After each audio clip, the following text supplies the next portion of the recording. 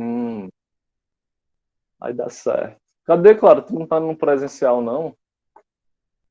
Tô nada. Minha mãe não quer deixar eu ir, não, sabe? Cadê é isso? Aí dá certo. Mas eu vou tentar voltar no final do próximo. Minha segunda dose sai no final desse mês, eu acho. Aí eu começo no começo do próximo mês com a escola. Vai dar bom.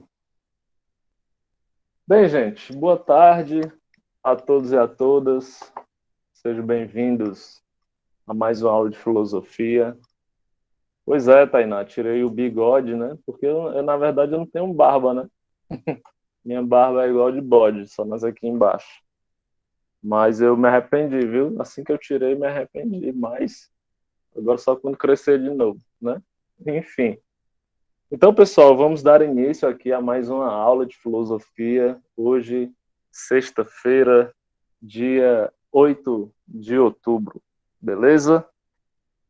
É muito importante, pessoal, que vocês que estão, principalmente vocês que estão nessa dinâmica, no online e presencial, vocês busquem sempre estar assistindo às aulas. É muito importante a presença de vocês aqui, né? Desde já, sou muito grato por vocês estarem aqui, porque senão não faz sentido nenhum, né? Se vocês perderem uma aula dessa dinâmica, vocês chegam na semana seguinte boiando, sem saber do que é que foi dito. Então, na aula de hoje, eu vou inclusive fazer aqui uma pequena revisãozinha do que é que foi dado para a gente poder caminhar para frente. E aí, qualquer dúvida que vocês tiverem, vocês podem ir lá no meu canal. Todos os vídeos eles ficam gravados lá. Inclusive, ontem eu coloquei a gravação da nossa última aula. Tá certo? Então, pessoal, nesse início de quarto período, em que nós já estamos, nós começamos a falar sobre um novo período da história da humanidade que ficou conhecido como modernidade. A modernidade, ela vai dar lugar a um período da história que ficou conhecido como período medieval ou Idade Média. E foi aquele período onde a Igreja Católica Apostólica Romana comandou o mundo, né? O mundo que era conhecido na época, a Europa, parte da Ásia e da África, mas a igreja comandou grande parte do mundo durante mais de 1000 anos, certo? E quando a gente fala comandou, nós estamos falando em aspectos políticos, aspectos sociais, aspectos culturais, artísticos, científicos, literários. A igreja, ela restringia à sua vontade tudo aquilo que era permitido ou não. Os dogmas da igreja, inclusive, eram as leis que deveriam ser seguidas pela população. No entanto, não sei se vocês perceberam, mas uma das coisas que eu disse que a igreja controlava era a ciência. E é justamente através da ciência que esse poder da igreja vai se dissolvendo com o passar do tempo. Por que é através da ciência que esse poder vai se dissolvendo? Porque, pessoal, a igreja, ela afirmava muitas verdades, afirmava muitas teorias que não se sustentaram ao longo do tempo. A igreja afirmava muitas teorias que tiveram comprovações contrárias. Então, isso abalou e muito as estruturas da igreja naquela época. No slide que eu disponibilizei para vocês, que nós utilizamos na aula passada, nós vimos que, basicamente, três pensadores, eles foram os responsáveis por muito desse enfraquecimento da igreja.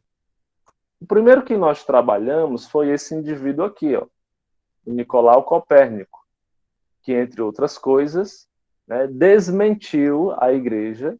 Né, a igreja afirmava que a Terra era o centro do universo, que era plana. Aí veio Nicolau Copérnico e afirmou que a Terra não era o centro do universo, mas sim o Sol.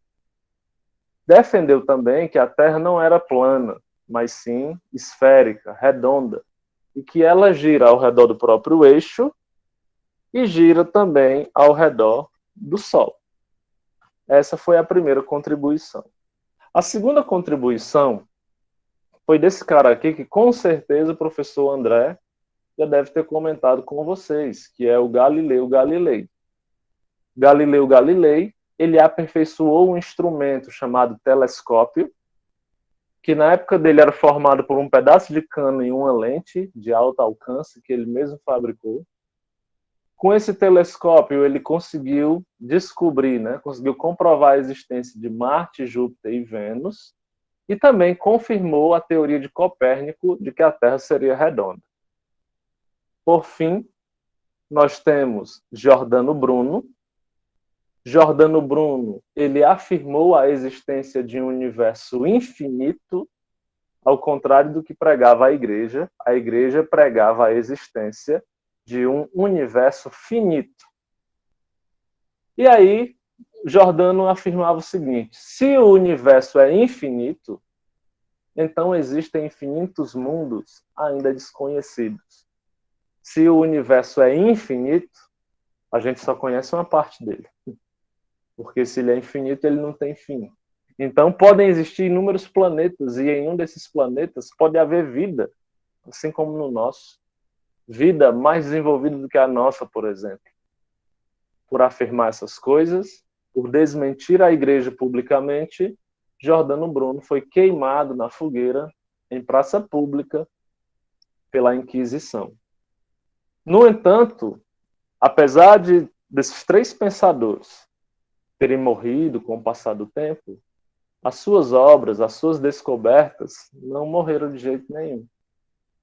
E a influência dos mesmos fez com que a sociedade organizasse, proporcionasse uma reviravolta nos rumos que o mundo estava tomando. Deus, que antes era o centro, a referência de todas as coisas, não só da religião, mas de todas as coisas, passa a ficar em segundo plano. E a razão humana, volta a entrar em evidência no mundo. É como se dissesse assim, Brian, olha, antes, para tudo que eu ia fazer, eu tinha que consultar Deus, eu tinha que consultar a igreja, eu tinha que consultar o padre, eu tinha que consultar o pastor. Só que eu percebi que eu já tenho pensamento suficiente, a minha razão, a minha capacidade de pensar já está desenvolvida o suficiente e eu posso raciocinar o que é que eu quero, o que é que eu não quero para a minha vida. O que é que eu acho certo, o que é que eu não acho certo. Inclusive, o governo não deve pertencer mais à igreja.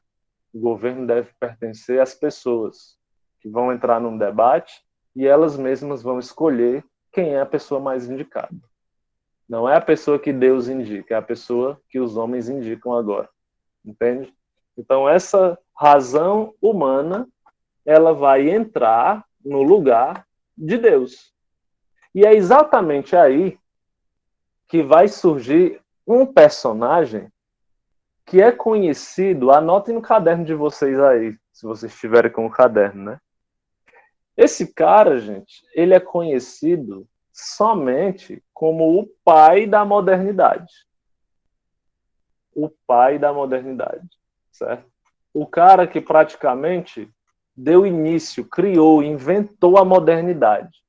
As bases desse novo período, desse período que, de certa forma, deixa Deus em segundo plano e valoriza a razão, ela surge muito por conta desse cara, que é o René Descartes, certo? Como ele é francês, você não pronuncia os S's, ó. Nem esse S e nem esse S aqui. O René Descartes. O René Descartes, gente, ele é muito conhecido também na matemática. Vocês já ouviram Ele é o falar? pai da modernidade? Isso, o pai da modernidade. E ele era não só filósofo, mas ele também era muito conhecido na matemática. Deu, assim, uma contribuição grande para a matemática. Já ouviram falar no plano cartesiano? Já ouviram falar? Não. Não? Ave Maria. Plano cartesiano Nome é estranho esse nome, não, mas eu não lembro, não. é mais ou menos isso aqui. Deixa eu ver se eu consigo Plano mostrar para você. cartesiano? Ó, esse bichinho Eu ré aqui, ó. sei. Aham, eu lembro. Você tem duas retas e aí você pode Eu acho que foi o traçar melhor uma conteúdo do paralela. oitavo, foi nono ano. Isso, e uma parábolazinha aqui e tal, né? Plano cartesiano. Foi o Descartes que criou, tá?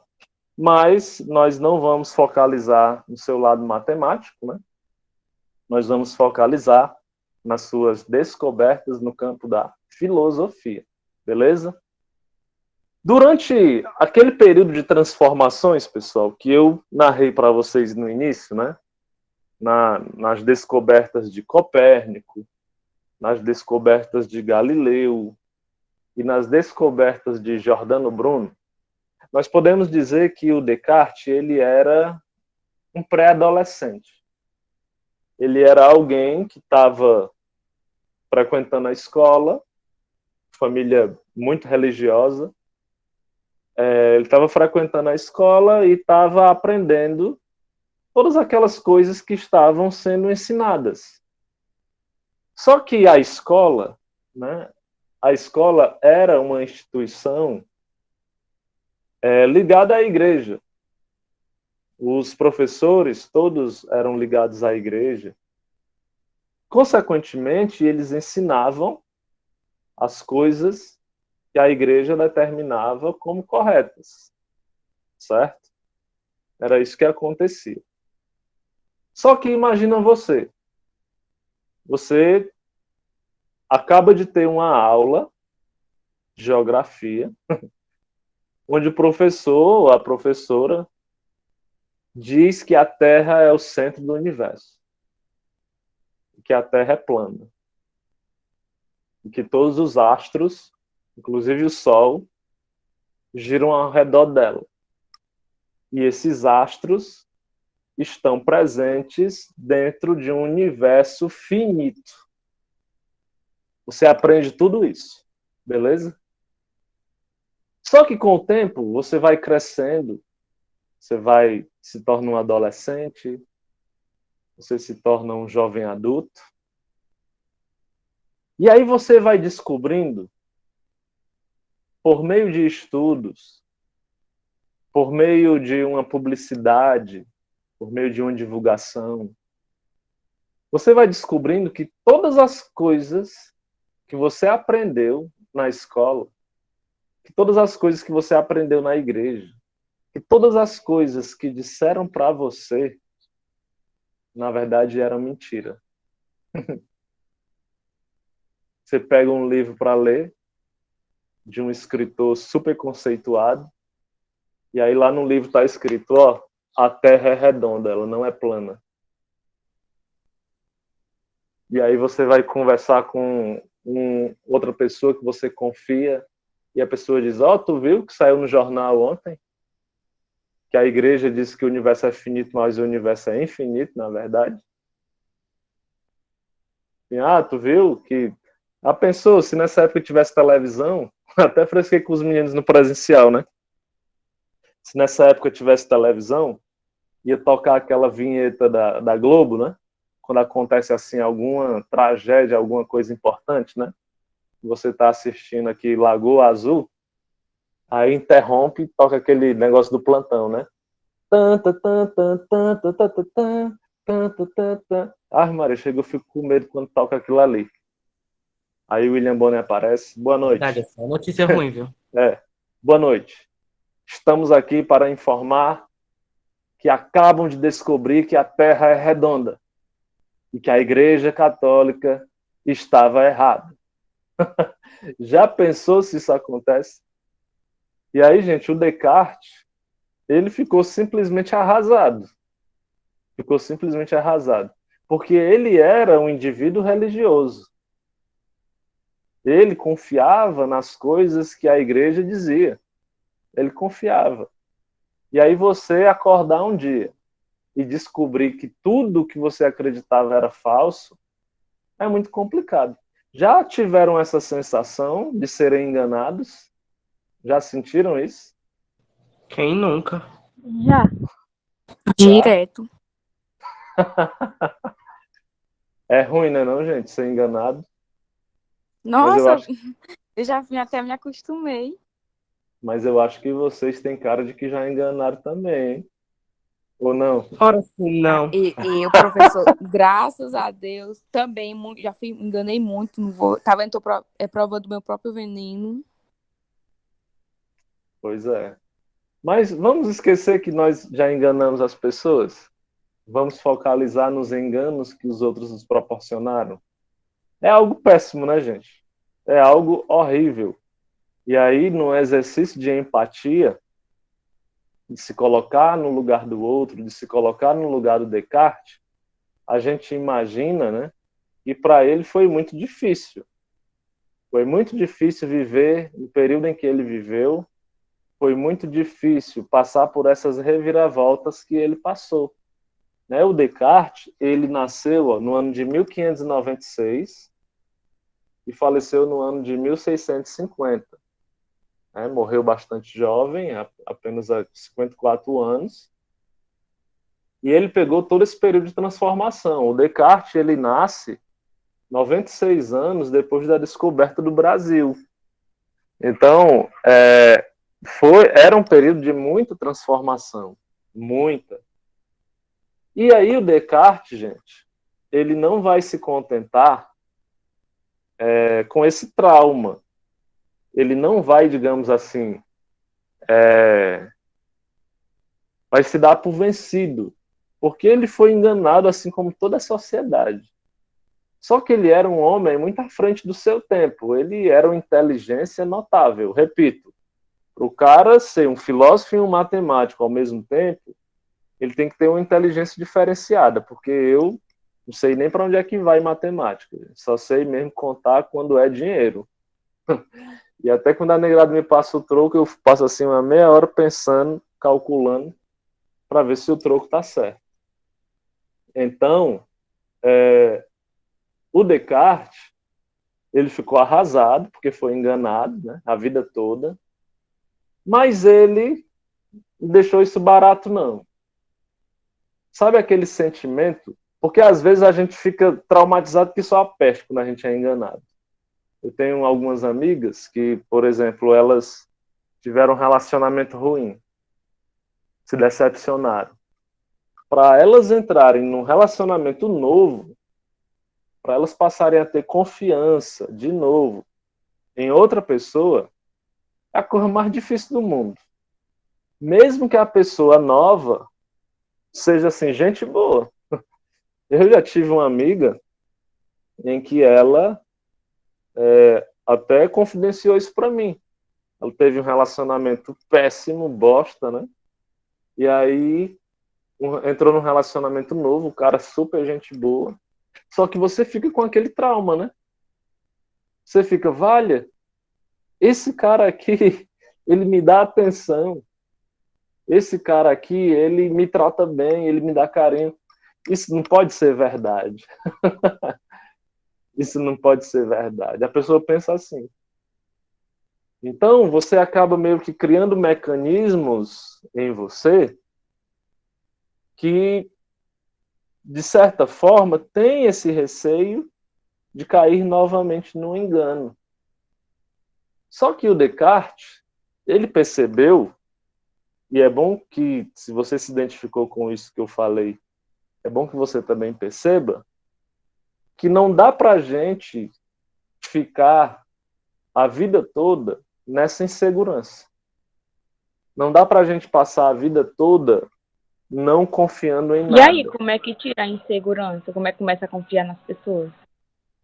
O Descartes, claro, criou um jeito próprio, criou um método, uma forma de nunca mais ser enganado.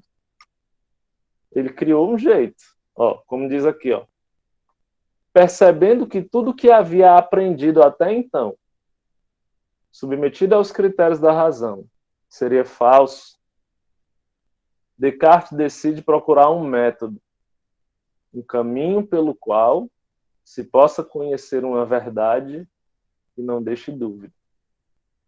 Então ele falou assim, ó, estou cansado de ser enganado. Vou criar aqui uma maneira onde eu possa identificar se uma coisa é verdadeira ou não. Ele criou uma maneira de identificar se uma coisa é verdadeira ou não. Então, como é que eu faço para saber se algo ou alguém é verdadeiro ou não? Esse método que ele criou, ele chamou de dúvida hiperbólica. Olha só, também um nome massa para você botar no seu filho, né? Hiperbólica. Vocês sabem o que é que significa hiperbólica, gente? Alguém aí sabe? Essa palavra hiperbólica significa o quê? Vocês lembram de alguma outra palavra quando leem ela? Hiperbólica. Lá das aulas de português, figuras de linguagem. Não lembram, não? Palavra hiperbólica. Armaria. Já ouviram falar na Esse palavra... teatro diz que é exagero, exagerar essas coisas. Isso. A palavra hiperbólica vem de hipérbole, que é uma Meu figura de Deus do céu, linguagem. Pessoal, enquanto você não sabe nada de matemática, eu não sou boa em nada de português, só em inglês. Pois é, pois hipérbole, claro, é quando tu diz assim, ó, tô morrendo de fome. Tu não tá morrendo mesmo. Tá querendo dizer que tu tá com muita fome. É um exagero na tua fala. Ai, Então, entendi. entendeu? Então, uma dúvida, diga, Tainá. Levantou a mão. Deve ter sido sem querer. Então, uma dúvida hiperbólica, gente, é uma dúvida exagerada. É uma dúvida, sim, bem grande, uma dúvida enorme.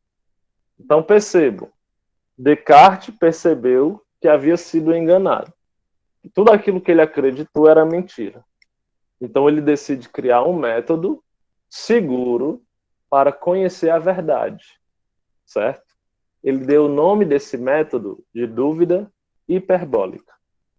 Então, essa dúvida hiperbólica, o Descartes dividiu em 4 passos. É mais ou menos assim.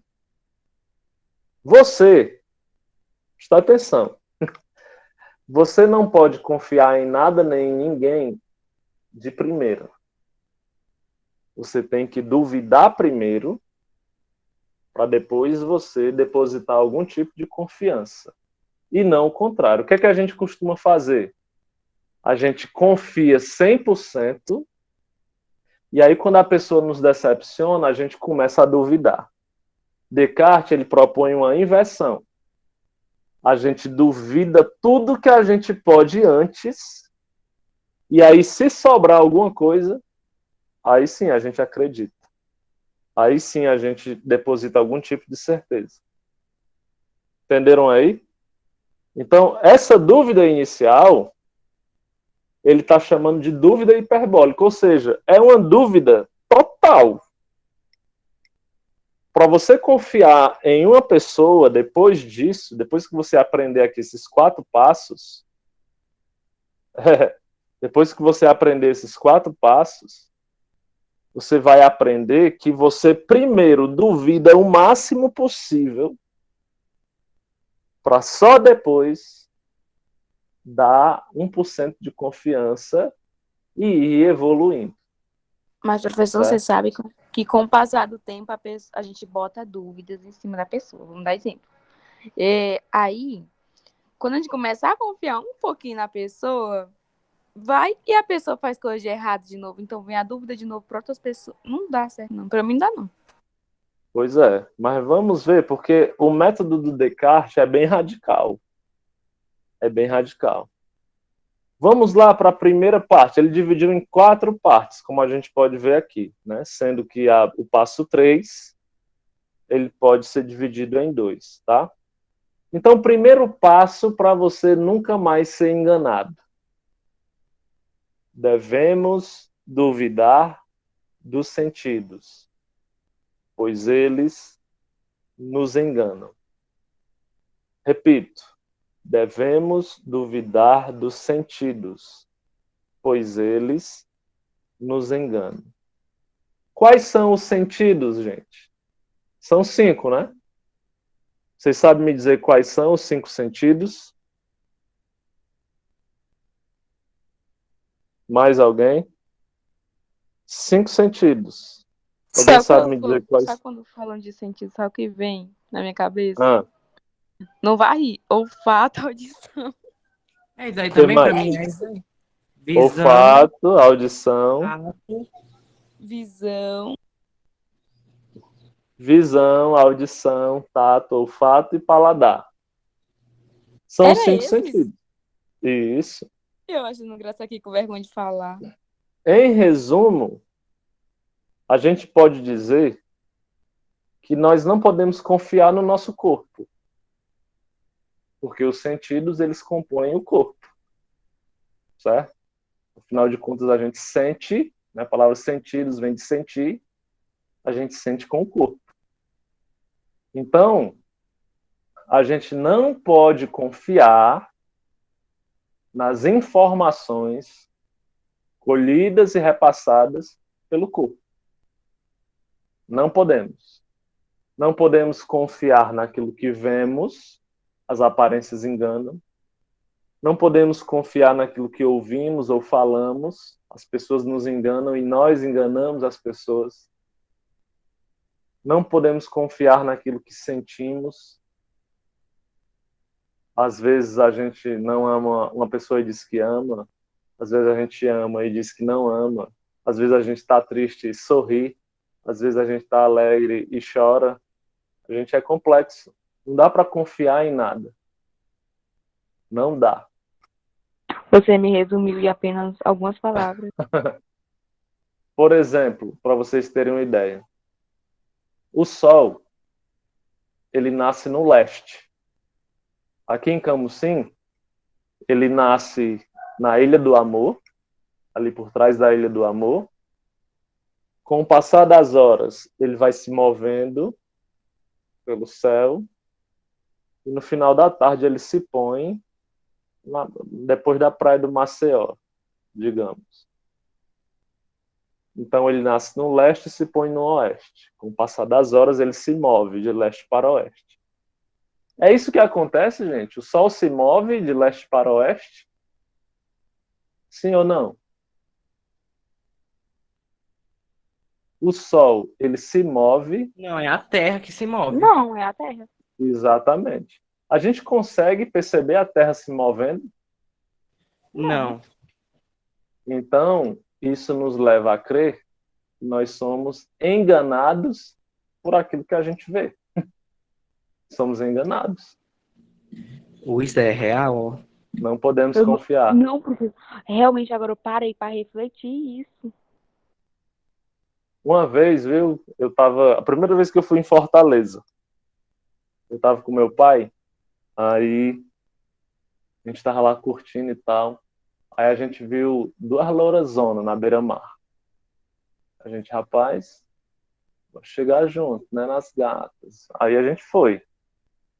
Chegando lá, a gente cutucou assim o ombro da dona.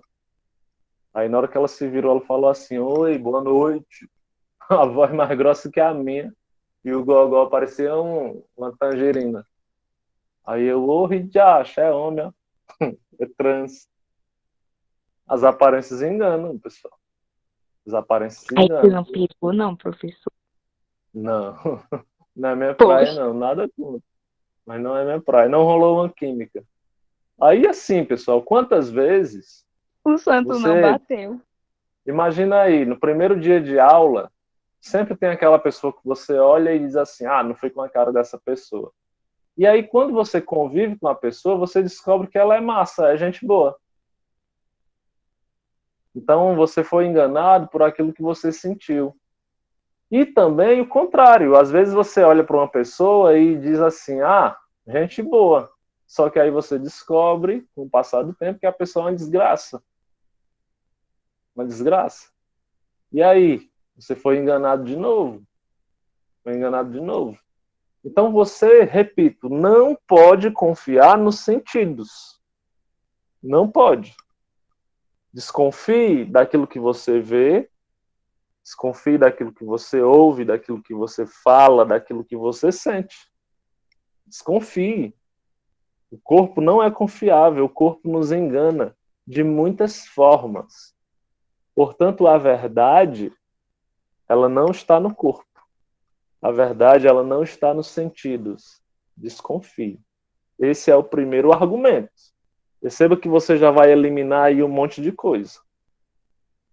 O segundo argumento, gente, para você nunca mais se enganar na vida, é: devemos duvidar da realidade, pois pode ser apenas um sonho.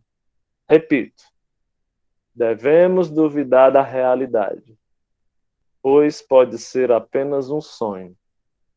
Aí eu vou comentar algo com vocês que acontece muito comigo, para tentar justificar esse segundo argumento. Já tiveram aquele sonho que parece que é tão real, mas tão real, mas tão real, que quando você acorda, você fica assim meio lombrado, querendo Nossa, saber, acontece muito quando a naquele gente tem momento, pesadelo. se o sonho aconteceu ou não. Quando tem pesadelo, é? Sim, professor. Olha, Sabe? quando eu tenho uns pesadelos, né? Com os pessoal correndo atrás de mim, eu subo no poste, fico toda suada, professor. Olha, pois eu tenho uns sonhos tão bons, cara. Tão bons. Eu só, Que, professor, inclusive, quando eu acordo. dificilmente eu sonhar. Ah, Mas quando eu sonho, é com alguma coisa. Ou é com alguém correndo atrás de mim, eu subindo no poste. Eu sonho de ou eu voando, tá vendo? Ave Só sonho Maria. de. Pois eu tenho sonhos maravilhosos. E aí, no momento que eu acordo, não são todos que são desse jeito, né? Mas quando o sonho é top, que eu acordo, que passa aquele momento lombrado, né? Que eu percebo que aquilo foi sonho, não foi realidade, que bate aquela decepção, eu, inclusive, tento dormir de novo para voltar para o sonho. Porque tem sonhos, gente, que parecem ser muito reais. Parece que você está realmente vivendo aquilo. Já perceberam isso? Você sente coisas, você se entristece, você se alegra. Você sente realmente que você está fazendo as coisas que você está vendo lá no sonho. Já tiveram esse tipo de sonho? Ele está dizendo que sonha com os atores das séries. E aí, gente, já tiveram sonhos que se confundem com a realidade? Já tiveram? Pois é. Então, se em algum momento da nossa vida nós já tivemos sonhos que se confundem com a realidade e que ao acordar a gente não consegue dizer com 100% de certeza se aquilo realmente aconteceu ou foi apenas fruto da imaginação, como é que a gente pode garantir que a nossa vida toda não passa de um grande sonho e que em algum momento a gente vai acordar? Professor, Ah, eu acho que eu tive um sonho desse hoje, essa noite. Eu sonhei que eu tinha um irmão e eu acordei querendo perguntar pra minha mãe se eu tinha um irmão perdido real. Eu fiquei pulando assim, realmente, juro pro senhor. massa. E ela disse? E tu perguntou? Não cheguei a perguntar. Mas não cheguei a perguntar. Depois que acordei que era assim, só um sonho mesmo. Tá vendo? Então, se às vezes a gente tem sonhos assim que parecem ser tão reais que a gente chega a sentir coisas, quem é que garante que a nossa vida até agora, até esse momento, não tem sido um grande sonho? Quem é que Professor, garante? Ah, quando eu tinha 14 anos, né? Eu sonhei que minha mãe tinha uma irmã gêmea e acabou que a minha mãe foi embora e me deixou com a irmã gêmea dela, né? Aí eu passei quase 4 meses com isso na minha cabeça, que a minha mãe não era minha mãe. Eu chorava toda noite escondida, porque na minha cabeça, a mulher que tava comigo não era minha mãe, era a irmã gêmea dela sumida. Ave Maria. Pois meus sonhos são um pouco mais interessantes, viu, gente? Enfim, então, devemos duvidar da realidade, pois tudo pode ser um grande sonho.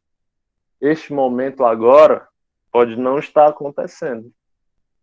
Pode ser apenas fruto da imaginação de vocês. Vocês podem estar sonhando e vão acordar daqui a pouco. Então, o segundo argumento é esse.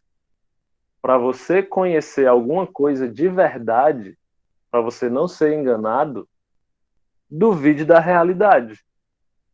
Duvide das coisas que estão acontecendo ao seu redor. Pois tudo isso pode ser apenas um sonho que a qualquer momento você vai acordar. Perceber que a realidade é totalmente diferente daquela que se apresenta para você nesse momento. Beleza? Bem, gente, estamos chegando ao fim da nossa aula de hoje. Pena que passou rápido, né? Espero que vocês tenham compreendido. De qualquer forma, essa aula vai ficar disponível para vocês no YouTube, para vocês relembrar essas histórias doidas que vocês contaram aqui e também o conteúdo das aulas. É massa gravar essas aulas, porque daqui a 20, 30 anos, vocês vão ter a oportunidade de assistir elas de novo aí e relembrar as loucuras que vocês disseram na época do ensino médio. Beleza? Alguma dúvida, gente? Alguma pergunta? Espero que vocês não tenham apenas sonhos bons, mas espero que o fim de semana de vocês